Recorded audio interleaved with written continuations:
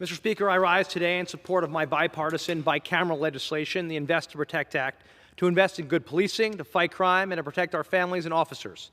We must ensure that local police departments across our country have what they need to recruit and retain the finest officers, provide necessary training, and invest in providing mental health resources for our officers. Across our country, we have seen a rise in crime, and this is at a time when it's harder than ever to hire, recruit, and retain officers. In fact, last year, public records report a 44% increase in retirements and an 18% increase in resignations of law enforcement.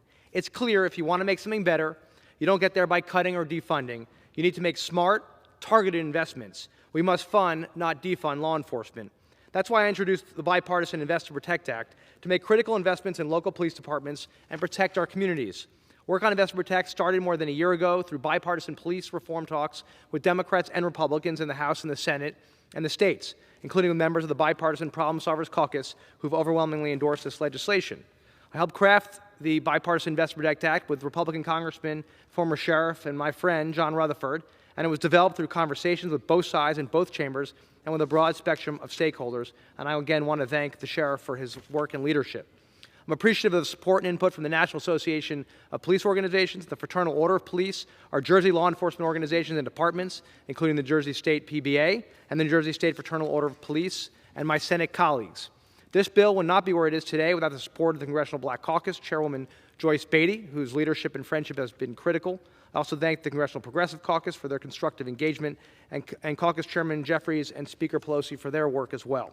The Invest Protect Act will invest in small and mid-sized police departments with fewer than 125 sworn officers, which make up more than 96% of local departments.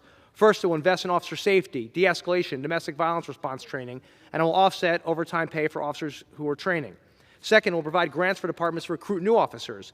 It will also provide retention bonuses to help them keep their best officers on the job. Finally, I ask you, will they yield 30 more seconds? Will you yield 30 more seconds? 30 more seconds.